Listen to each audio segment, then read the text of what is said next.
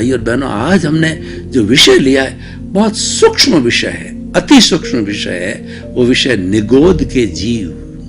देखिए, मैं बॉटम पर जा रहा हूं, जहां से जो जड़ है वहां उसकी जड़ की तह मैं जा रहा हूं कि हमारी ये जो 84 लाख जीवा योनि है उसके अंदर जो चीज हमको दिखाई देता है, एकेंद्रिय, द्वेंद्रिय, त्रियेंद्रिय, चतुरेंद्रिय, पंचेंद्रिय जो दिखाई देता है, पेड़ है, पौधा है और तृष्काय के जीव जो दिखाई देता है, वो तो अपना आप मालूम पड़ता है और कोई हलता है, फिरता है, हलन चलन करता है, सुख दुख की अनुभूति करता है, हम समझ जाते हैं कि इसमें चेतना है। अब मैं ऐसे जीवों की बात करता हूं कि जो हलन चलन नहीं करते, लेकिन उसके अंदर जीव है, उसमें भी आत्मा है।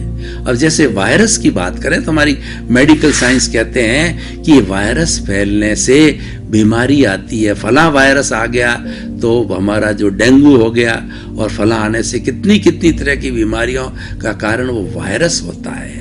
और देखिए, कैंसर होता है तो ये क्या होता है कि सेल्स होता है, कैंसरियस सेल बन जाती है, तो कई तरह से दीमक की तरह कई वायरस उसमें फैल करके और शरीर को घुन की तरह खा जाते हैं, उसको चाट जाते हैं। चाट जाने के कारण बहुत, जब वो चाटने लगते हैं तो कैंसर वाले मरीज को बहुत तकलीफ होती है, बहुत ही दर्द होता है। तो दर्द है उसके अंदर वही जानता है, only the wearer knows where the shoe pinches, where the shoe pinches.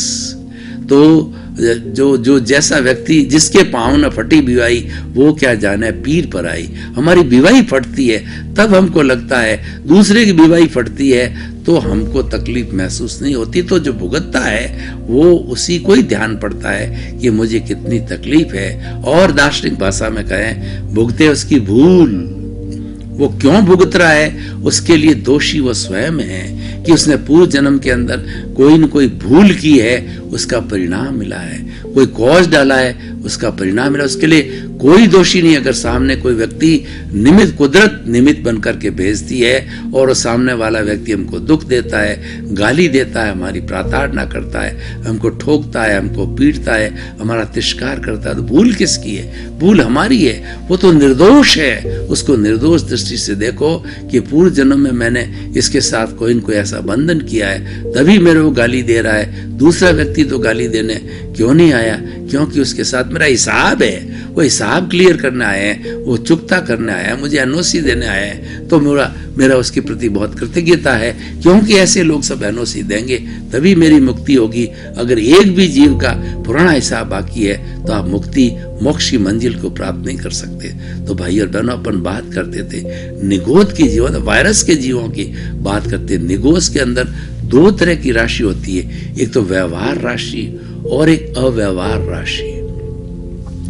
अव्यवहार राशि के जीव ऐसे होते हैं जैसे कि हमारी काई है, और ये जो हरे हरे जो हमारी फूलन है, लीलन है, काई है, वो निगोद के जीव ऐसे होते हैं कि उनमें ज्ञान का विकास बिल्कुल नहीं होता है।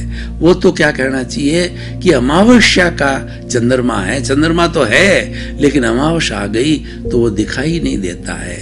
इतना सूक्ष्म ज्ञान उसके अंदर होता है। वो निगोद के जीव आते हैं और वो जीव तो हैं पर वो नहीं के बराबर, उनकी चेतना के अंदर कोई विकास नहीं होता है। ऑलमोस्ट 1% 2% का विकास होता है। दबी हुई आत्माएं होती है।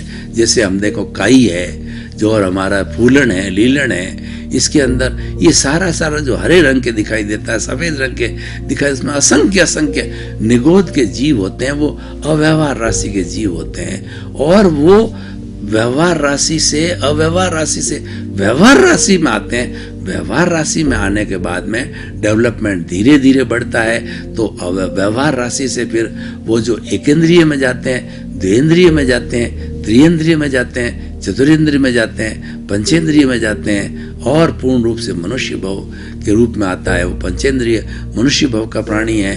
वो जो है पशु पक्षियों का जो है वो पंचेंद्रिय होता है तो वो विकसित होते हैं। पशु पक्षी तो कम विकसित होते हैं, मनुष्य पूर्ण विकसित प्राणी हो जाता है। तो भाई और बहनों, अब हम निगोद के जीवों के अंदर जो अव्यवहार राशि की बात करते हैं, तो अव्यवहार राशि में से जब कोई भी एक जीव मुक्ति को जाता है तो अव्यवहार राशि से एक जीव निकल करके व्यवहार राशि में आता है। व्यवहार राशि कौन सी होती है? जैसे मैं आपको बताऊं कि जितने भी हमारे जमीकंद है, जैसे कि मूली है, गाजर है, शलजम है, आलू है, जो जड़ के से पैदा होते हैं। कोई भी जीव जो कोई भी जो कहना चाहिए पौधा उसे जड़ से पैदा होता है, उसको हम कहते हैं जमीकंद।